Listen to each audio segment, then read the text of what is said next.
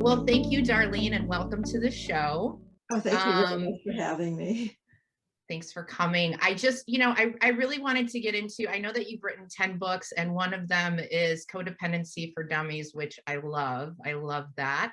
I know that you have a very specific focus in codependency and narcissism. Can you kind of like lead us onto like what brought you into this journey and how you kind of got to this point in your career? Sure. Well, first of all, I have narcissists in my family, number one.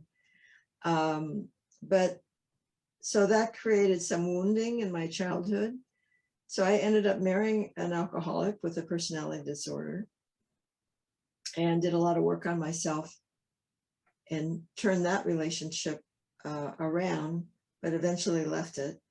And I have to say I left it because I was stronger and I was happy, not because I was unhappy. Oh, interesting. Yeah. So you were happy and you decided that it wasn't working with him, like you. Relationship wasn't adding to my life. It was like Mm, the only thing that was detracting in my life. oh, interesting. So, and I, of course, along the way, I did a lot of therapy and I started blogging, and it was a career change for me too. Over 30 years ago, I left practice of law and became a psychotherapist, which is what I originally wanted to do. And I think my codependency is what got me off my soul path. Speaking of, Soulfed. So I was kind of detouring. And then I got back on as I was recovering myself and reclaiming myself in my marriage and working on myself. I realized more and more that my career was out of alignment with who I was. And then I got back to what I originally wanted to do, was to be a therapist and an author, actually. But I started off as a therapist, and eventually I started writing and blogging. And Wiley Publishing, that does Dummies series, that's up behind me, they asked me to write a book, Codependency for Dummies, and I had to compete with some other authors or therapists or something. And when they asked me, I hadn't focused on codependency consciously, but when I thought about it and created an outline for the book, I realized that was what I was doing with my clients. Now, And why did they reach out to you if they codependency have, wasn't your conscious I wrote a focus? blog about it. Oh, I I see. I see. It was one Okay. of many blogs.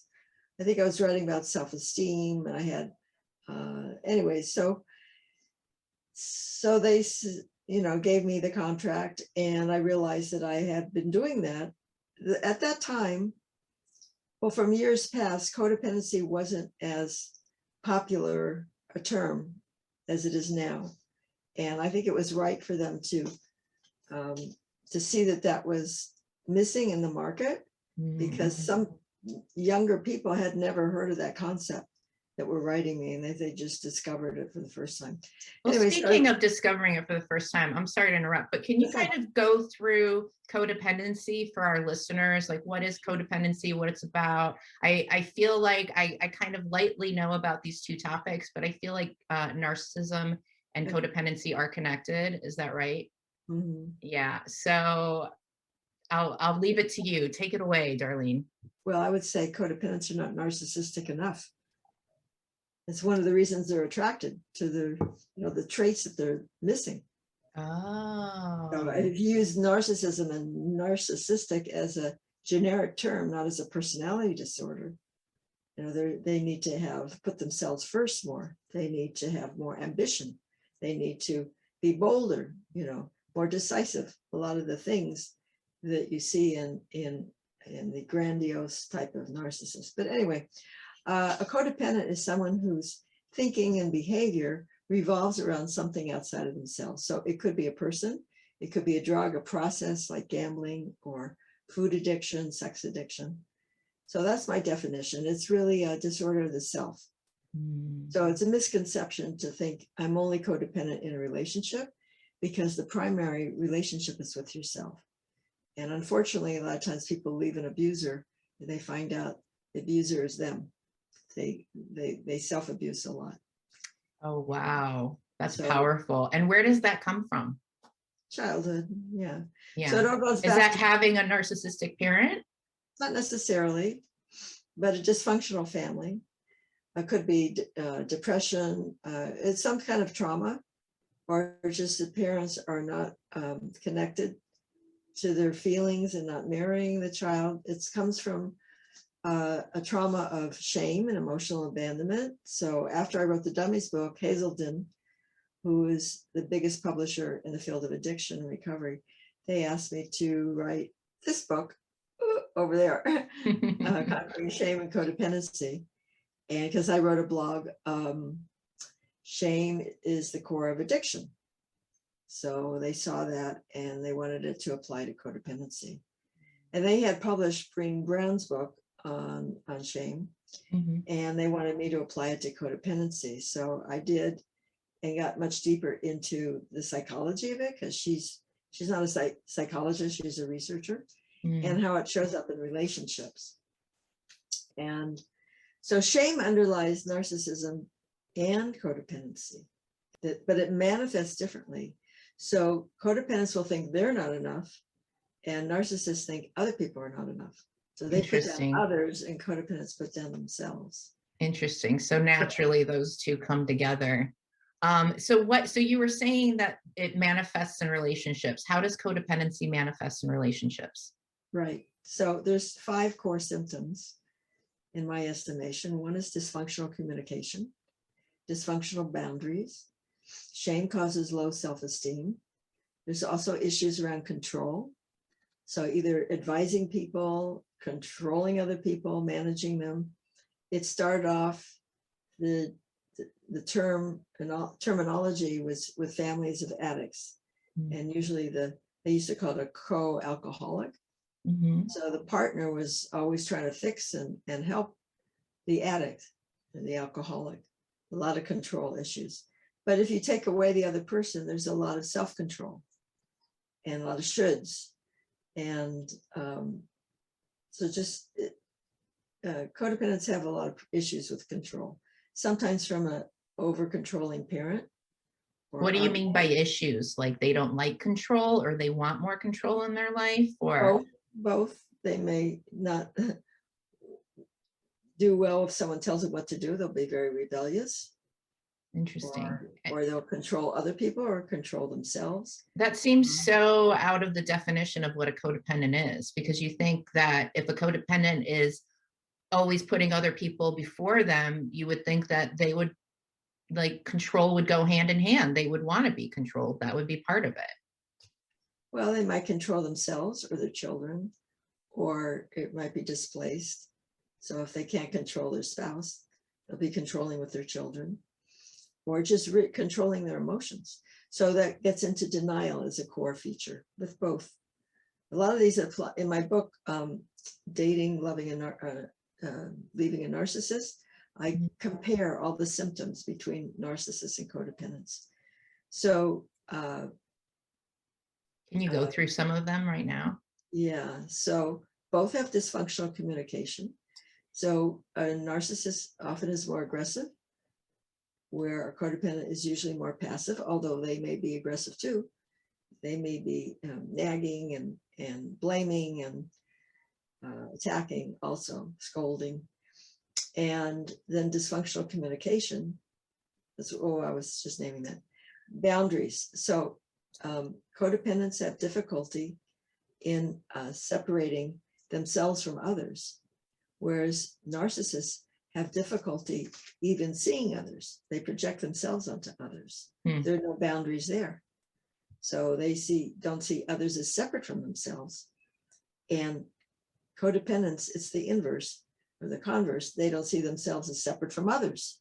So they feel responsible for other people's feelings and other people's needs. They have trouble saying no, where a narcissist will easily do that. They'll be provocative. And denial. They both have shame, and they often deny their shame. Even in my own case, I thought I had pretty high self-esteem, but I didn't realize I was in denial that there was shame underneath. The shame of, what was the shame about? Not feeling, good enough. So if you don't feel worthy of love, you're not going to find somebody who's loving you. You'll find someone who is unavailable or someone who's abusive. Who treats you the way you feel about yourself, basically. Exactly. Yeah, it mirrors your relationship, mirror your relationship with yourself to a great extent. So they both have problems with the intimacy. So someone who is always in a relationship with someone who's unavailable, they may not realize that they have intimacy issues because they always think it's the other person.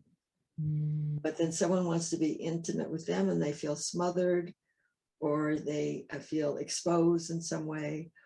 They're afraid. Another aspect of this dysfunctional communication is afraid to be honest and vulnerable. Both more, for sure with a narcissist, he never wants to appear weak or vulnerable. But often codependents have issues with exposing themselves because they fear being judged because of the shame. So shame causes problems in communication. Often, I have a whole chapter on relationships in my book on shame. So one partner will attack and another, well, first of all, shame is triggered when you feel like there's a danger to the self. So an assault to the integrity of this psyche, let's say. So if you feel criticized in a way that something specific to you is very important, like maybe your appearance, and someone says, you're fat or you don't look good. Yeah. Put some makeup on or whatever. Yeah. Some way, it could be benign, but it hits you as like, and then it triggers this shame. And then you would either probably withdraw or attack. Those are, and attack yourself. That I'm just unattractive, or I'll never meet anybody. It's really interesting that you put it that way, because that's perfect that it's, a threat to yourself, because I know when I felt shame before, it's like soul crushing. Like it feels like you're dying inside. Exactly. And that is the worst. It's like the most painful emotion. Yes. People are in denial of a lot, and they aren't aware of it, because it not only alienates you from other people, or you feel like an alien, basically. And that's why it's called narcissistic shame. It has nothing to do with narcissism, but it means it's unique to you. So it's not just like I'm of a class or a race that is looked down on. At least we know we're part of a group. But narcissistic shame, there's something wrong with me, that I'm uniquely despicable, or I'm messed up, broken. And people will see, they can look right through me and they can see that I have these flaws, whatever it is uniquely to you. It could be, your intelligence. It could be, as I said, your attractiveness. It could be your ability to be confident or successful or creative, or, whatever it is in your mind. And so those are also trauma reactions. So it starts in childhood, where if you feel shamed by a parent, and it doesn't have to be expressed. A parent doesn't have to say, oh, you'll never meet anybody, or, you're just a bad person. Parents often do that, I'm discovering, but it just could be. Especially back in the 80s and 90s when I grew up. I feel like that was the thing back then. I'm like, yeah, that just sounds normal. You're a bad girl. Bad girl. Shame on you. So, no more shame. I've had enough for a lifetime. I'm over that. I'm done with that. And then some religions and cultures use it as a way to, in their mind, to socialize a child. And especially in collectivist cultures in Latin America, Asia, Middle East, Russia. It's a very controlling tool, isn't it? Like, you shame someone so that they won't do it. Like, oh my God, don't embarrass me by doing this, or I can't believe you did that. What are people going to think, or whatever? It's very controlling. It brings people in, and especially when you're young, I can see how they would use that as a tool. Well, I have a lot of examples in my book. For instance, in South Korea, it's considered a shame on the family if you don't get into pass your exams and get into a higher, like college or school. Yeah. And there's been a lot of suicides because of that. Yes, in Greece, where my family's from, I used to go visit my relatives and it was the same thing. They put so much pressure on these kids to do these tests that span your entire education. And if you don't do well and you fail, you don't get into college. And so many kids committed suicide because of the pressure of that. Like, it's crazy. That's so sad. I know. And then, you know, in some countries do it. Like I had a client that was from the Soviet Union, and the whole school would shame her. I have had clients from Latin America where, and she was being abused at home, and she wasn't doing well in her exams. And so the teacher brought her up in front of the class and told everyone to call her a dummy. I mean, oh my goodness. yeah, so that's not very helpful. Oh. So that's why we need to pay our educators more, so that we can get people who are like, who have the right skill set to teach our kids. Well, shame does socialize, you know, if you do something, if you defecate in public and, you right. know, There's a purpose for it, right? Yeah, there's a purpose for it. Yeah, if you talk on your cell phone in church or something, people are going to look at you and give you shaming comments. So it's like we're very tribal. So from the beginning of time, right? Isn't that kind of the thing? Like shame was injected. So it's like, okay, if you murder somebody, we're going to remove you from the village. I was going to tell you that. And then the criminal would go off and they didn't need to kill him. They would just die. Wow. Because of the shame. Really? Wow. Excommunicated. They would just go off and maybe not everyone, but you know, that's the because we're social animals, even the most introverted of us, I believe. But anyway, go on, continue, please. So, okay, so those are also trauma reactions. So a narcissist, their core is shame. Most of the time, they're not aware of it. Now, there's the extroverted narcissist, the grandiose, that most people think of like in the public eye. And then there's the covert narcissist, or the vulnerable narcissist. They're more conscious of their shame.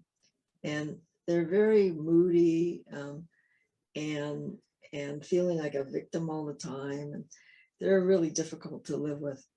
But all of the symptoms of narcissism, you could say, go back to shame, because they need a lot of attention. They need a lot of admiration to boost up their self-esteem. And it's never ending. So you can say how great they are, and an hour later, they need to hear it again. So does narcissism usually occur because of some traumatic event that happened in somebody's life?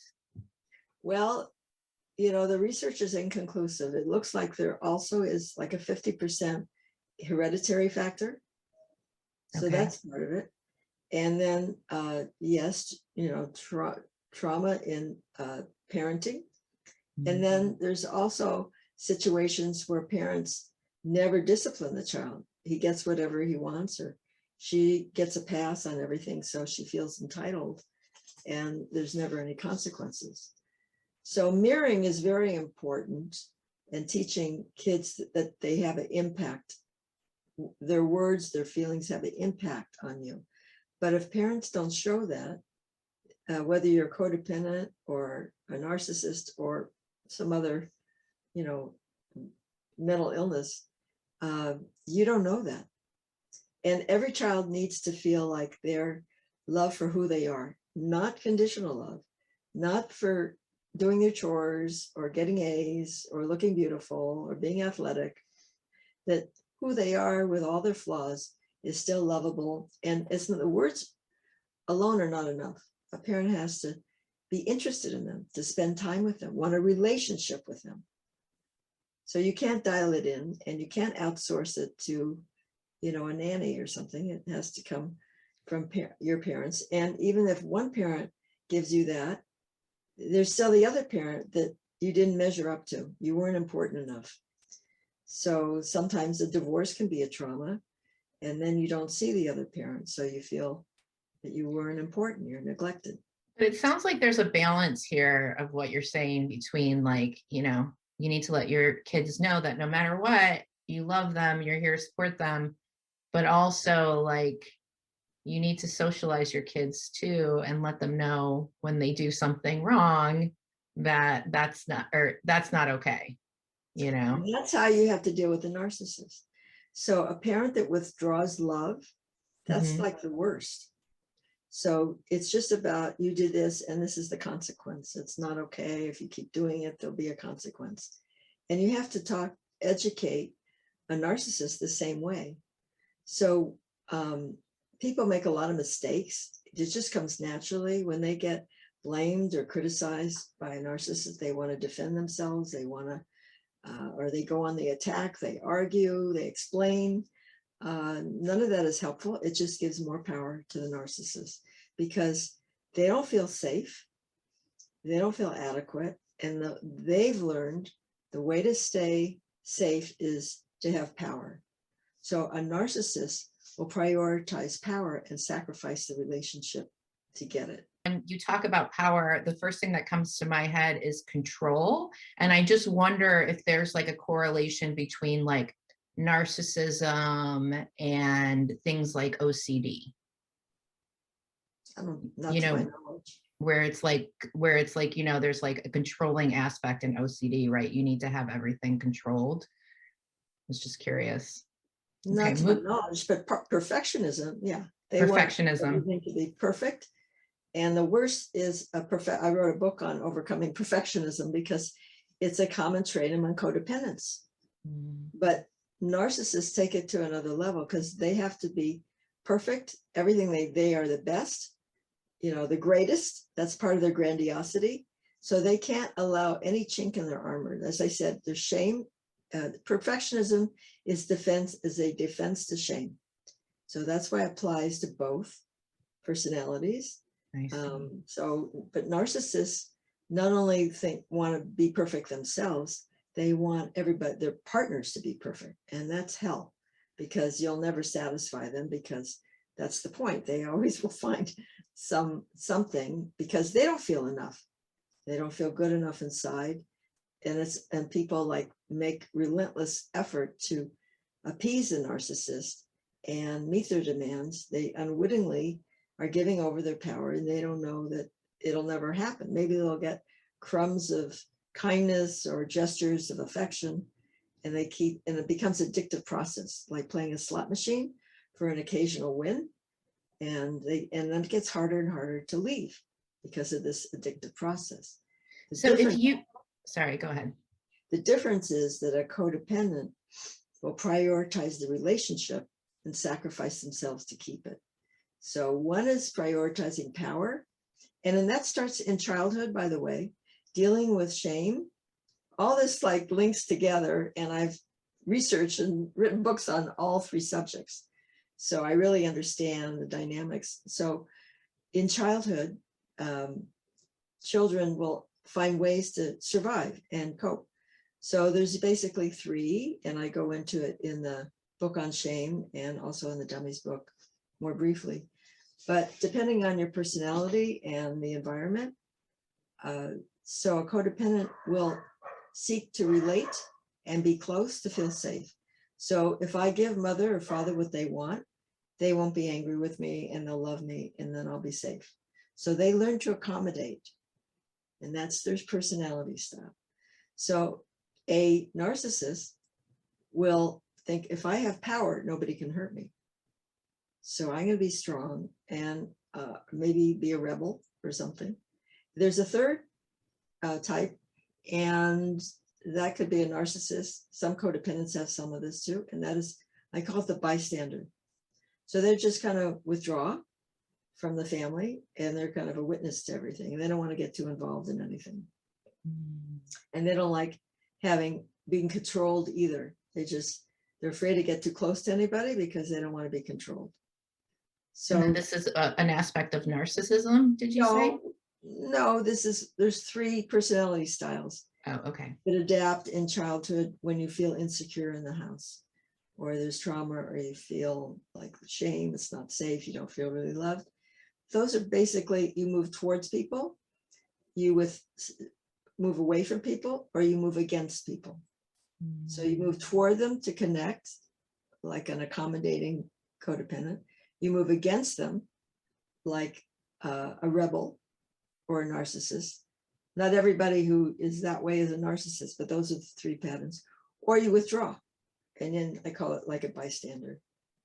Now, healthy personality has combinations of all. Sometimes you're more aggressive, and sometimes you stand back, and sometimes you accommodate, and you make it a conscious decision.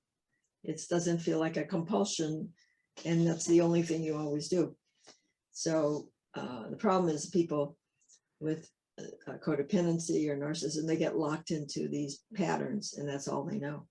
So if you're a partner of a narcissist, how do you cope with that? Okay.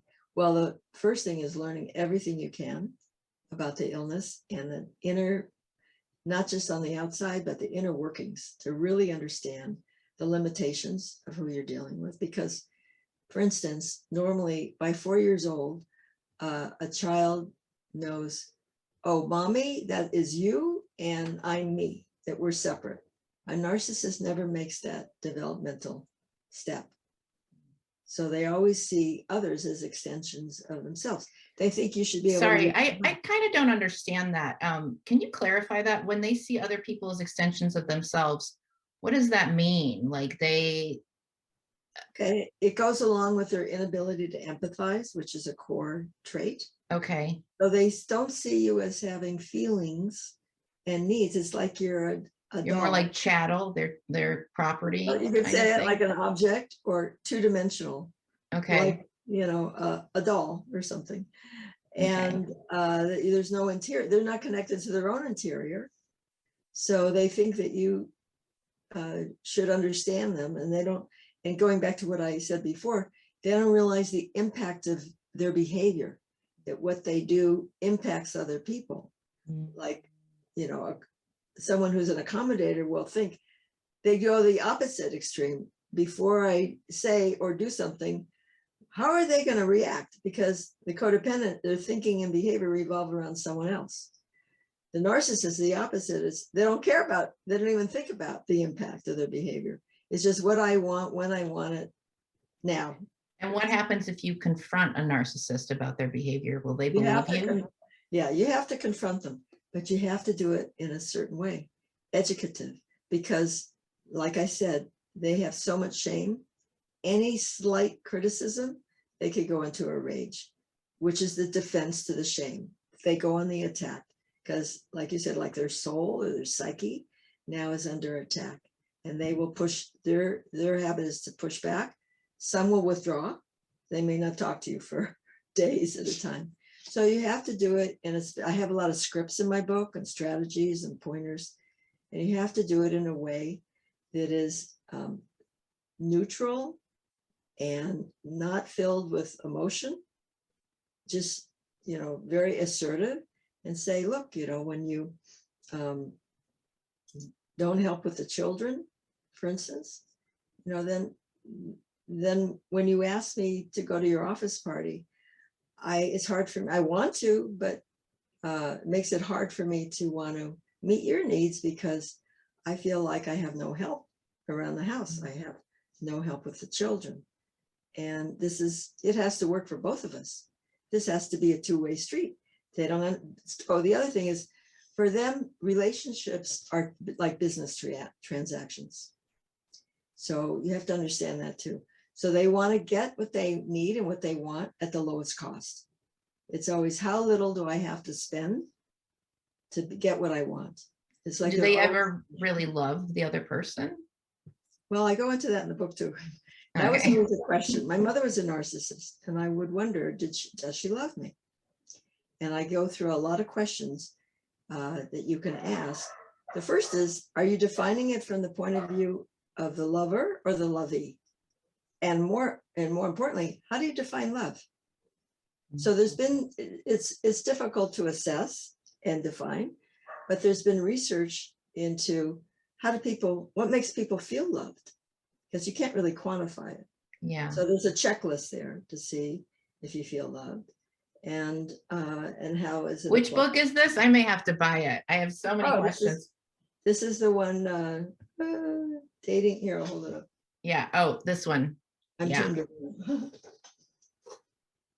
Oh, okay, perfect. Go ahead and say it for our audience, for the audio. Dating, loving, and leaving a narcissist essential tools for improving or leaving narcissistic and abusive relationships. So by the way, this book applies if you involved with any kind of abuser, addict, borderline personality. It's the same because any abuser will fit some of the same profile. They may not fit all of the criteria for a narcissist. It doesn't matter. There's a long chapter on abuse and also on communication and how to deal with that and what to say, scripts and things like that. Because any abuser, it's about power. And along with that, facts get in the way. So every time you try to explain and something like that, you lose the argument because it's about power, not about the facts. You could be right and still lose. It doesn't matter. So you have to learn how to engage and how to phrase things in terms of what they want. Because as I said, they will do things that are in their self-interest. You have to make it in their self-interest to meet your needs too. Interesting. So you have to put it in the lingo of meeting their self-interest in order for them to really hear you. Well, they have something in education now called authentic teaching. Mm-hmm. So they're learning that to raise kids' performance, that they have to teach, when they mean authentically, is in the language and culture that the child understands. And then they do better. So, and I studied dance for many years. And I once had this terrific teacher, and she would teach in the mode that the student could understand. So some people could watch a video and they'd learn right away the steps. I could never do that. So some people are visual learners. I'm more audio. So I'd have to count it and, have it described. And then I remember there was one time when I just couldn't catch on what she was saying. And then she said, well, take this attitude. So then that was a kinesthetic or emotional kind of approach. And then my body fell into place immediately because I'm very emotionally tuned in. So you teach in the way that the person learns.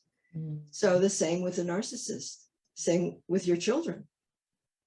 I should really point out that narcissism exists on a continuum. So some narcissists are interested in your feelings. They might feel guilty and sorry that they hurt you. And you can work with them better. Others, on the other extreme case, you have a malignant narcissist who has no remorse, maybe breaks the law, lies all the time, and is cruel and treacherous in their behavior. And they have more sociopathic qualities, and they're less likely to make any changes at all.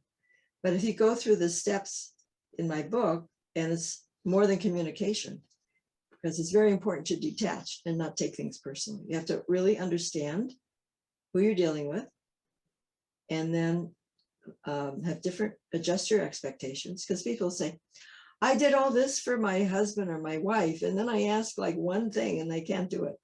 Well, that's a ridiculous proposition to begin with.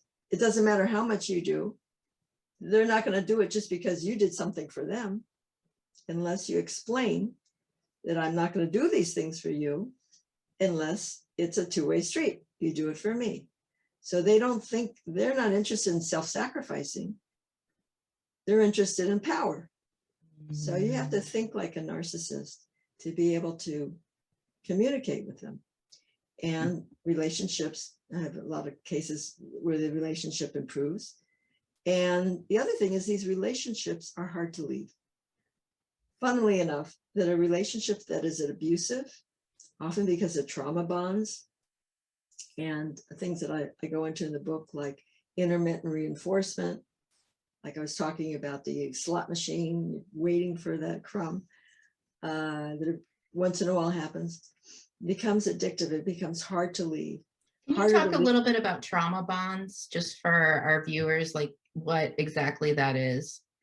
Yeah, you become more and more, you want to please the abuser, and you get less and less reward, and sometimes there's no reward at all, and you get shamed by the abuser, and your self-esteem gets lower. You become more dependent on them, and you might even then want to protect them.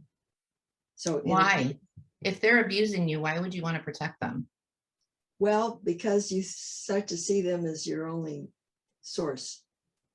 Once in a while, they'll be nice to you. I see. So you want to, it's like us against the world. And I mean, I experienced that when I was married to an alcoholic too.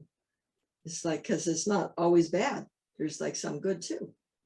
So if a relationship's always bad, it's like easier to leave. But Yeah. there are other things that are good too. Narcissists could be very charming, and you might have a wonderful lifestyle, but then you don't have the intimacy you want, something like that.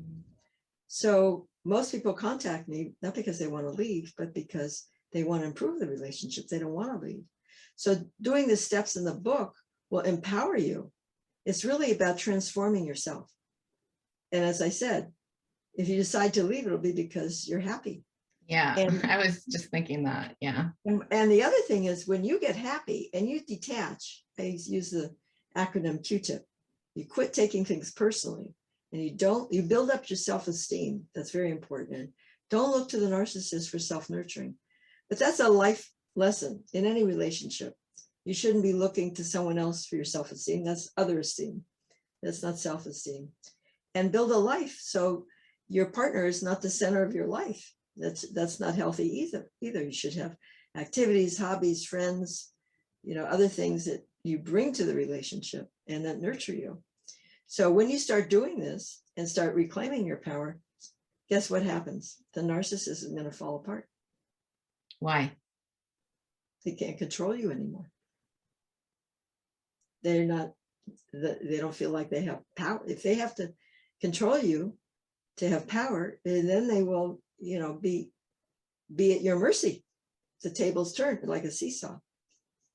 And is that the point? Do they leave at that point? Because I could imagine if you're a person that needs power and you don't have that power, you're not going to stay in that situation anymore. You might agree to go to therapy. You might work on the relationship. Usually it could be different. Every situation is different. The couple's different. The degree of narcissism is different. By the way, the more aggressive the person is, the worse the narcissism is. Even though actually aggression is not one of the criteria. So not all narcissists are like violent or very aggressive. So that's not a condition, but the more. But if you are aggressive. Yeah, it could be just in words. It's not necessarily tied to physical abuse. So the narcissist might want to leave because they're not getting all their needs met. You're not like praising them and fawning them all day long. But I could imagine that, because it sounds like narcissists have a little bit of codependency in them, right? Like they need I think these they people. Are codependent. Oh, they are codependent. Okay. I'm the minority opinion, but in my opinion, they're codependent. So that's what it sounds like. So in that aspect of I could imagine that would be painful on the narcissist side, because on one hand, now you don't have power, but on the other hand, if you're codependent, there must be a part of you whose self-esteem is so low that you're like, if I go out there, how am I going to find someone else? Is that accurate? Well, I don't know if they're thinking that, but they will usually try to, the partner is so afraid of being left by the narcissist. But often they'll go right up to the edge. They'll get the moving van. They'll make a lot of threats. And then in the end, they'll find something to back down with. They'll set it up to save face in some way, like, okay, show me your phone that you weren't, talking to so-and-so. And then if you do, then I won't divorce you.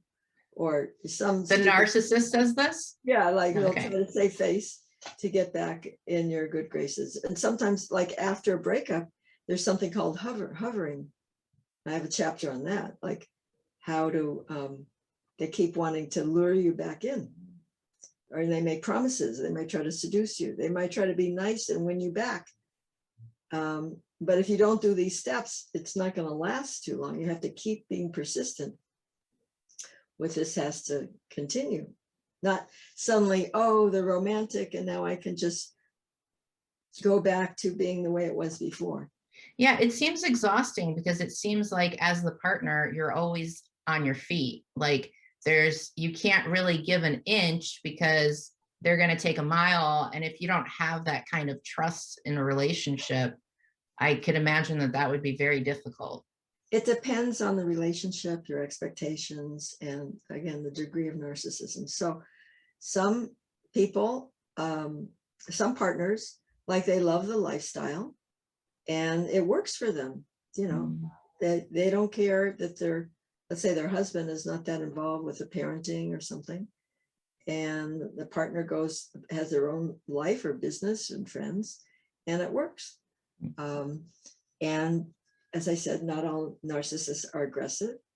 So they have, and some narcissists, they value a marriage. So there's some that dating, they just want to go from woman to woman or man to man.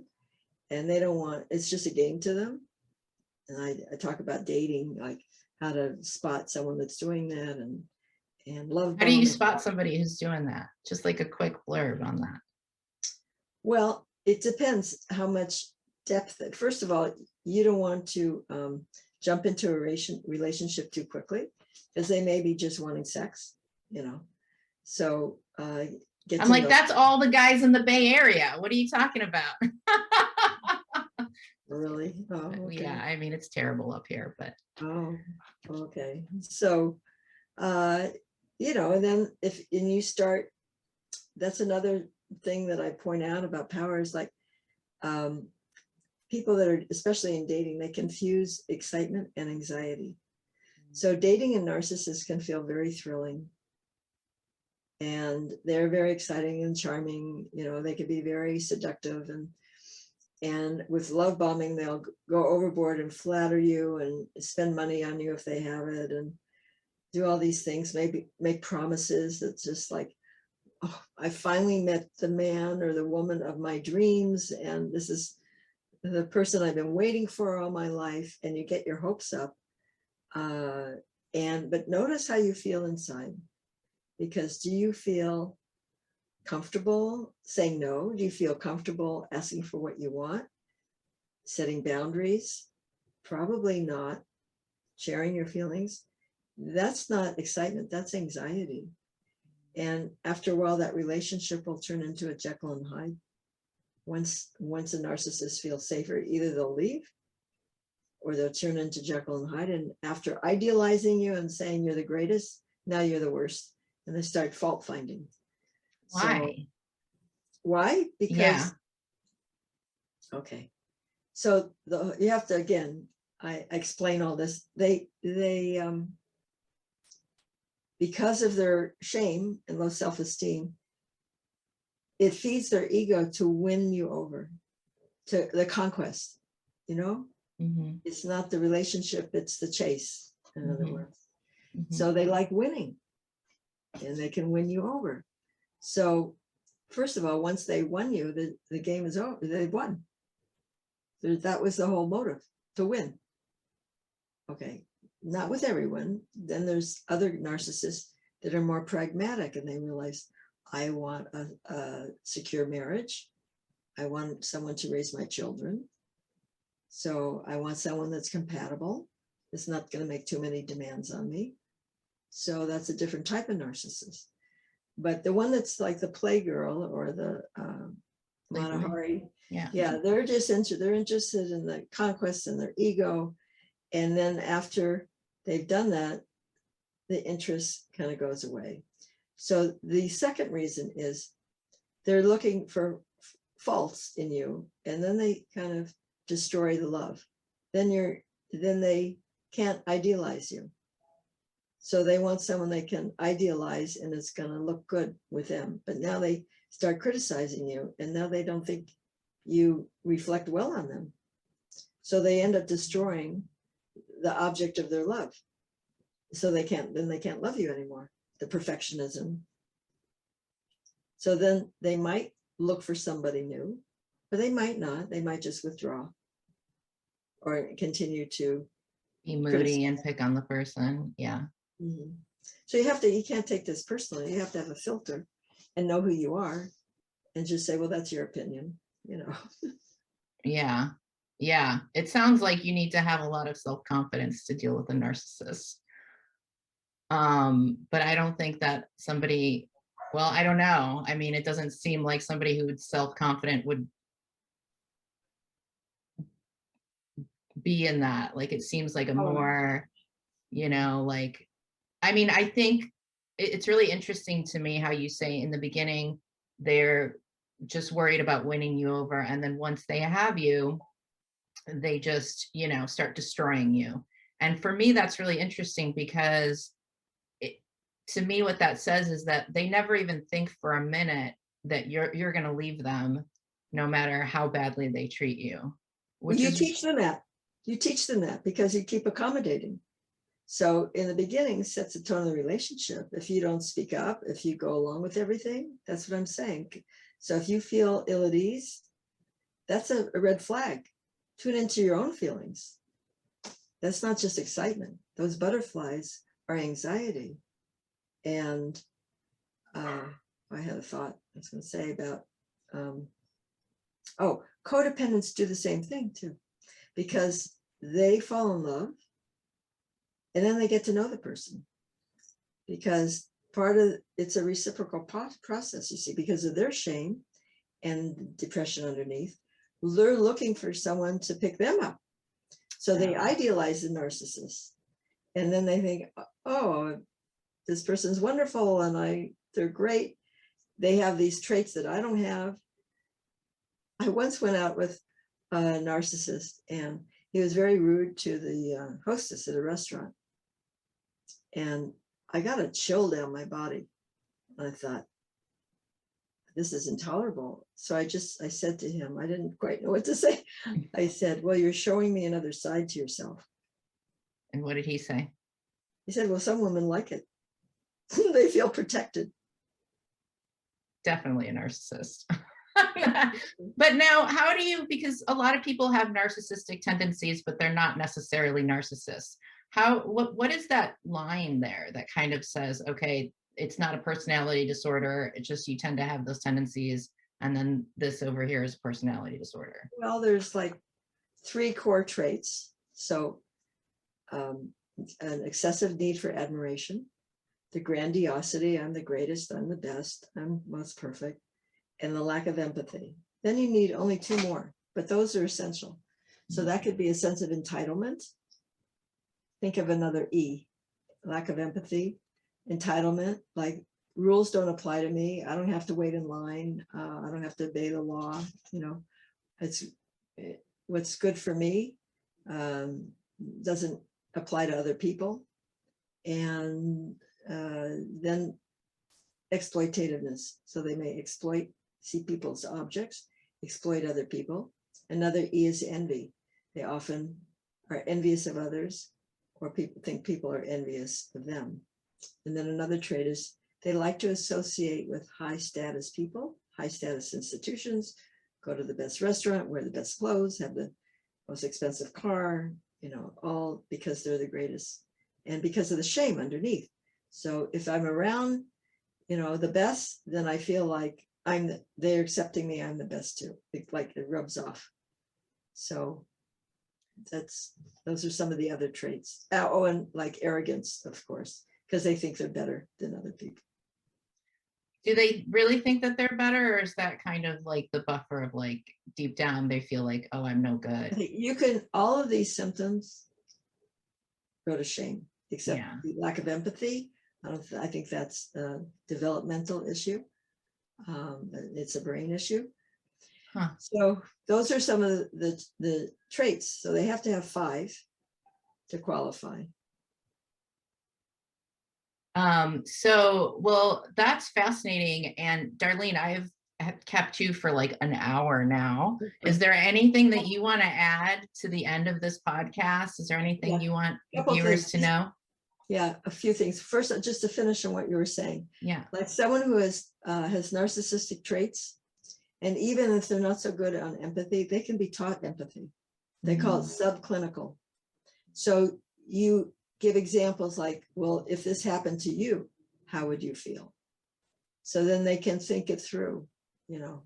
So sometimes you have to explain to them, like, having some examples in the book, like you want them to go to the hospital because your parent is dying.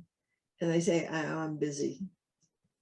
And then, but you explain to them why it's important and how it's going to impact your feelings towards them, and why it's important for you to be there and why you need them to be there.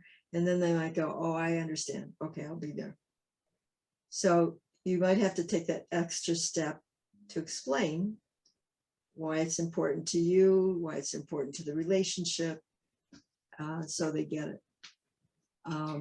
What I want to tell people is, if you think you're being abused, you probably are. Because it's not all in your head. Yeah. It's not all in your head. So get more information. Don't hide it, because the tendency is to keep it secret, because it's humiliating to know that you're being abused and not talk about it.